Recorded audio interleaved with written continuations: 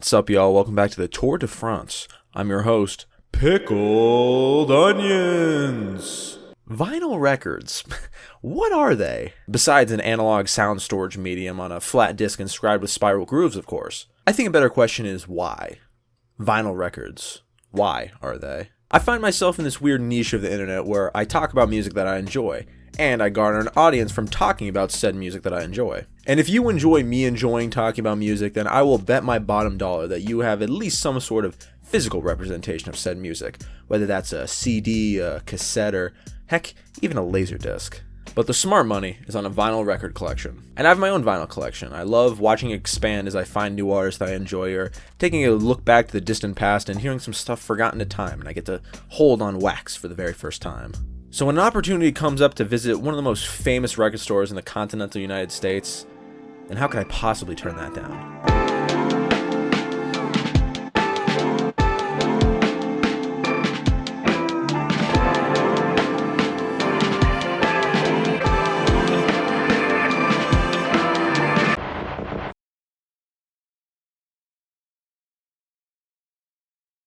Yes, recently I was given the opportunity to go visit one of the most famous record stores that I know of, Amoeba Records in Hollywood, California. I was in Los Angeles meeting my fellow Good Enough Podcast co-hosts, Luke on Demand and Jackson Burns. And when you're in California, you gotta go to Amoeba. So I did this fun little docu thing where I recorded my journey on the way to Amoeba and all the fun stops in between. So there was no feasible way I was going to be able to drive to California. That would have taken maybe 3 fortnights.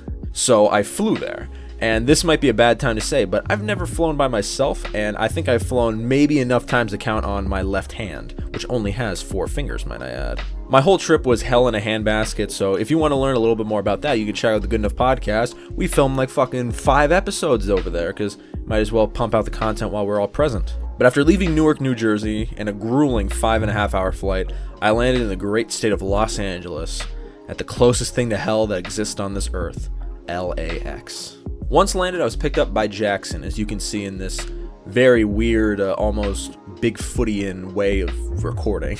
The quality does get better, I promise you. I was just scared to bust out a big-ass camera in the airport. So with me and Luke's 1 full week in California, Jackson and his family created this nice little itinerary of stuff that we did. And once again, if you'd like a more detailed look at that, go check out the Good Enough Podcast, baby. We talk about that quite a bit. But Jackson had a few places he was going to take us, because I guess he knew I was recording, so might as well get my bang for my buck in content. So the first place we went to was Jackson's local record store. Nothing big, no Amoeba, no 2-story bullshit, just a nice almost hole-in-the-wall kind of place to pick up records. And I actually really fucking like this place. From where I live, vinyl record stores, their picking is really slim. Where I'm from, your average record store is new releases, rock section, maybe a hip-hop if they're feeling a little wacky, and jazz, or classical, and that's everything released before 1982. But this place had a crazy amount of stuff. Maybe not as crazy as a normal big city record store, but for me, this was kind of crazy. They had an experimental/ambient section. What the fuck kind of record store? Oh, I was in love. And speaking of in love, this is where I found something that absolutely changed the trip, baby. George by Costanza. Oh, me and Jackson pogged out. I wish we got it on camera. All I got was Luke's reaction because he had no fucking idea who George by Costanza was. But the place was crazy. They had genres at the hoo-ha. Rock, pop, electronic, dance, experimental, like I'd said. Pretty much any genre of music is there, and I was loving it. I even found some rare gems like the Ninja Rex soundtrack. I was such a lucky guy. Yeah, the place overall was really sick, and I really loved their record selection. I loved the ambiance, the like kind of disheveled hole-in-the-wall nature made it feel really homey, and there was just enough choice that it wasn't overwhelming for me. I did pick up some records, and we'll get to that as this video continues. Now, at this point in our trip, I was under the assumption that we're on our way to Amoeba Records, but the sneaky Jackson Burns, the sneaky little goblin that he is, brought us to this secret warehouse location. It looked like an STD clinic. It was this blue bricked building with, you couldn't see anything through the windows, they were all blocked off, and you had to ring a bell to get in. Hey, I was either going to get the best top of my life, or I was in for a big surprise. So upon ringing the doorbell, we entered Gear Heaven. Goddamn Moby's house. I recorded like shit here because I was just so taken aback with what I was looking at. It was literally this electronic store that sold beat machines, modular synthesizers, guitar pedals, weird keyboards. It was literally like I walked into Moby's house. And get this, You could test them. There are headphones sprung all throughout the store, and all you had to do was wear one and plug them in, and you could hear the sweet or sometimes disgusting sounds coming from these machines. They did have a few local and obscure electronic noise artists, but I was kind of too blown away with like the 3 modular synths in front of me to really pay attention to that. They had a hall of microphones, turntables, every single type of modular synth you could think of. It was fucking crazy, dude. Yeah, Jackson really knew where to go to grease up my jibs. That's the type of place where you can lose hours in, because you can plug into every single piece of electronics there and get a different sound from almost anything. Luke, I didn't record it, but he played Wet Hands on this like modular keyboard. It was fucking breathtaking, man. After a few hours of us fucking around with the guitar pedals, playing the keyboards, and asking an employee how to work the modular synth, we head off on our main objective. And ladies and gentlemen, once we passed the historic Vine Street, we saw it. The mecca of vinyl, Amoeba Music. The specific day that we showed up, there was a line, no joke, legitimately maybe like 500 people long. We were terrified. We're like, of course, the one day we decide to show up, it gets absolutely overrun with people and we're never going to be inside. But fortunately for us, the line was not to get into Amoeba Records. There was actually a signing going on for a K-pop star, and that's why the line was so huge, and it was sectioned off into a different side of the building, so we didn't really have to fuck with that too much.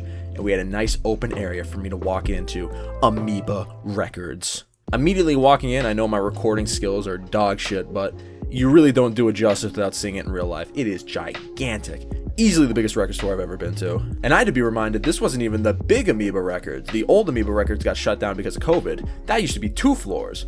Good googly moogly, I thought this one was big. Imagine how big the other one is. But immediately when you walk into Amoeba Records, you are absolutely swamped with, guess what, vinyl records. Luke and Jackson took an immediate beeline to the Black MIDI section. Typical Discord users. While I was just soaking in all these options that I had, there was every single genre you could think of. Rock, pop, electronic, underground metal, there was R&B, Moby there was a little bit of everything here. And this might be the most nitpick of all nitpicks. I think there was almost too much choice. There was so much here. I was just overwhelmed by choice. You know that classic philosophical way of thinking? If you give someone too many choices, it makes it harder for them to make a choice. That was me hardcore here. I was way overwhelmed this entire place. There was so much stuff. The selection is crazy. Like, if you went through every single piece that they had there, that would take you like 2 days. And the best thing I could equate this to is like a casino. I don't know how long we've been there, but I think best bet, honestly, like a good 2 or 3 hours, man. You can burn days in Amoeba. And it sucked because when we were done, I still wanted to look more, but you know, the boys were getting tired and dehydrated, so you know. And they don't just have vinyls, they have merchandise like t-shirts and stuff. They have Blu-rays, they have DVDs, they have a book section where I was looking for a little book that they did not have, which is kind of a big L, but we'll burn that bridge when we get to it in a later video. And I didn't film this, but there was a James Leland Kirby section and a Caretaker section. Both empty. Fat L. Fat L. We even saw some Good Enough Podcast memes there. The iconic Danny Elfman 2021 album, Big Mess. So after 2 or 3 hours and my megalophobia kicked into high gear, we had to be forced kicking and screaming out of Amoeba. But that was definitely an experience that I will not soon forget. Because, come on, how do you forget your first Amoeba trip? If only I knew how to spell it. And after I paid legal tender for my physicals, me and the Good Enough boys rode off into the sunset after a successful day at Amoeba Records. Now I won't keep you blue-balled for too long. I'll give you a haul of everything I purchased from Jackson's local record store all the way up to the great Amoeba Music. Now, we might be starting off on a bit of a deflating note, maybe for the viewers, not so much me, but the first vinyl is the only vinyl that I got from Amoeba Records, Bon Iver's 22 A Million. Now, this is one of those records where I've always been wanting to make a video on it, but I feel like it's so multi-layered, and Bon Iver himself is such a multi-layered dude that it's going to take me a little bit of research to try and figure out the words I want to say to accurately describe this piece of music. And this was the only thing I bought at Amoeba Records. I'm kicking myself. I wish I would have just bought just like a random fucking vinyl that I didn't even know anything about, but this is the only thing I got, and I think it makes it a little bit more special, because now I can always point to it and be like, hey, Bon Iver 22 A Million. I got that in Hollywood, California, baby. Now let's get the actual vinyl itself. I think the artwork here is beautiful. As a graphic designer and someone who moonlights in the whole logo making process, I love the amount of just weird, intricate, spatial use of all these different types of logos, and I love the middle colors. Like, this whole record's packaging is just beautiful to look at, even though I did get tricked into thinking it was a little dusty. But on the inside, it's a nice little gatefold, my only gatefold of the video, unfortunately. But again, more of this beautiful, weird, abstract little logo art and design with a cool image in the middle. And on the left, you have the liner notes. Like, this is a very beautifully packaged vinyl record, and Bon Iver knows what he's doing when it comes to the graphic design portion of his work. And on the inside, you get a nice handy-dandy little booklet. It doesn't seem to be too packed. It seems to just be like a lyric book with like some blank pages here and there. But nonetheless, it was still pretty cool to have. And, you know, when you listen to the record, scrolling through it, just, you know, it allows you to connect a little bit more to the music. Taking out the vinyl itself, it's in this weird, like, purple-ish packaging. I know it looks blue on my camera, but I swear it's purple.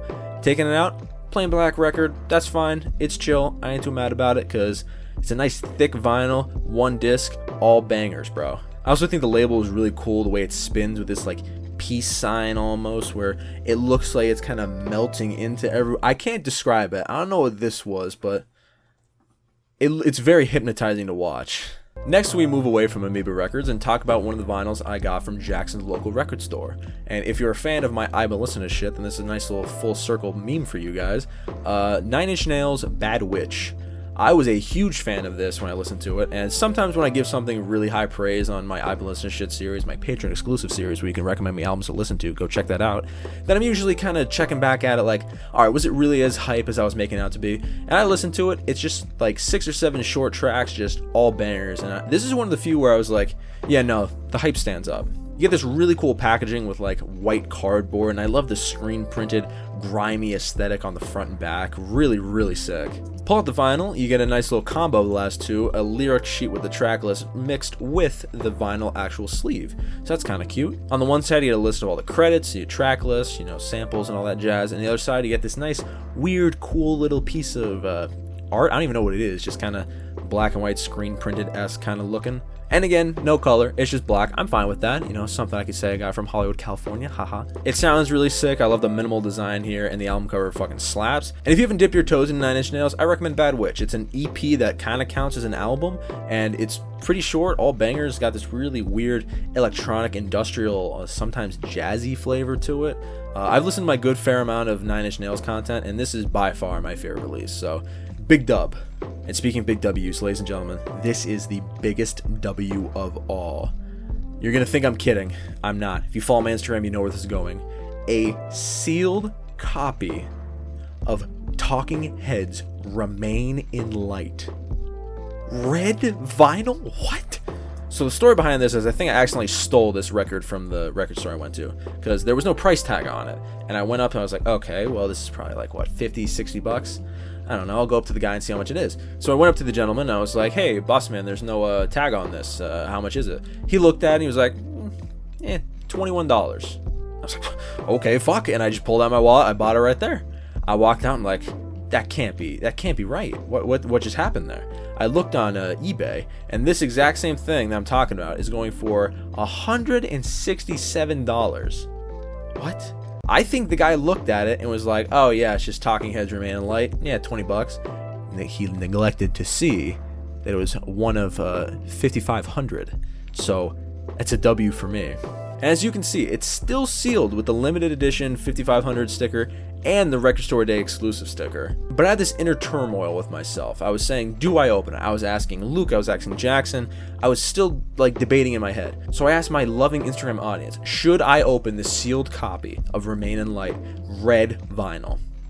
And the answer was yes. I got some good feedback why I shouldn't, but I mean, hey, I'm a man of the people, so you know what I say? Fuck it. And I ripped that bitch open. I'm sure I bent the fuck out of the actual sleeve doing this, but who gives a fuck? The only vinyl that I will ever remain sealed is my Trout Mask replica. Thank you, loving girlfriend, for giving me the biggest piece of shit I've ever listened to. I love you. Fuck you. But ladies and gentlemen, here it is. I think it's kind of fitting that this is the last record I show in the video, and one of the only ones I got in California. Well, one of 3 anyway, because this was a Good Enough Podcast book club. If you don't know the Good Enough Podcast, it has a Patreon series where each one of the 3 of us will bring a record to the eyes of the other 2, and we all listen to it, and we all come back and discuss our thoughts on it, and then the next person gives a album they recommend, almost like a book club. It's kind of like why I came with that name. Luke recommended it, and we were all huge fans, and I didn't have it on vinyl, and I really loved the music here. I think it was so forward-thinking and experimental. Now, you're watching me look inside the stuff for the first time. I opened it on camera, so all the stuff I'm looking at, this is new to my eyes. Get a nice little lyric sheet on the front and back with some track lists, some thank you credits, and other wacky stuff like that. Also, you get this nice little, I thought it was a poster at first, but it's almost this sleeve where you can put the record in if you don't want the basic white. It has this alternative version of the cover, and you can see me inspecting it because I'm like, what the fuck is this? And then you get a nice little alternative weird backing with like the credits on it. I think this is really cool. If it didn't come with a nice like white inner sleeved laced packaging, then I might switch it to that. I don't know yet. We'll burn that bridge when we get to it. But I kind of spoil a little bit. The inside has this nice white with the like plastic inner sleeve thing that protects the records actually very nicely. So I don't think I'm gonna change it. And I'm thinking about opening it. Am I gonna take it out? Ooh, you don't know? I did, and look at it. Beautiful. For an album that's so wacky and wild, I think they did drop the ball a little bit on the vinyl sticker, but I mean, hey, it's a cherry red, semi-translucent version of Remain in Light by Talking Heads, so I mean, you only complain so much. And watching it spin on the turntable, I love that it has the same design as Bon Iver's 22 a Million. The nice little peace sign, sort of yin-yang little logo there, kind of hypnotizing to look at. Looks like it's almost chasing itself, which is, again, very, very easy on the eyes. I opened most of these in California, and I was listening to them a little bit with Jackson and Luke on Jackson's record table, so I kind of had an idea what it was going to sound like, and it was a successful trip. I think my only complaint is I wish I spent more money, which is a weird thing to say. I wish I lost more money. But I mean, I think it's also nice on the other hand, having just only 3 records coming from California and 1 from Amoeba, and it all makes it a little bit more special. It gives me a reason to go back for a second time.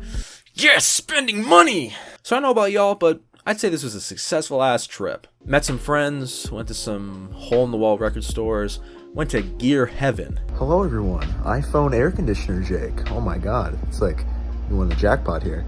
I'm like literally about to hit the export button on this, and I've just realized I never said the name of the place that we went to for the Gear Heaven. I just referred to it as Gear Heaven. It's actually called Perfect Circuit, if you'd like to go check that place out. If you live in the California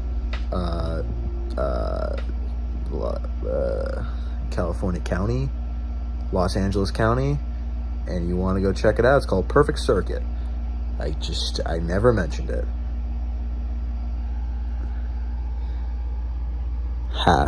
And I went to Amoeba, and I think I scammed a poor guy out of a red copy of Remain in Light, so I think it's a win-win for everyone here. But yeah, I think I'll end it there. I hope you enjoyed watching. I hope you like this weird little detour on the channel, and expect some more detours, because if I'm going to California, I'm going to record a lot of shit, so expect a few videos coming out about California, or taking place in California, I think. Or Blender. This could be just 3D. All this stuff could just be 3D models and me on a green screen. You know, I don't know. I've had a lot of time in quarantine, baby. Shout out to Luke. He was an extremely nice dude, and he's a much taller person.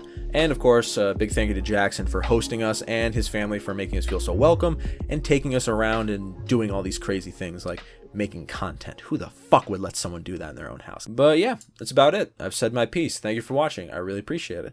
And as long as you remember that I'm never opening that copy of Troutmouse Replica, then you're good to go. So thank you for watching. I appreciate it. And have a pleasant day.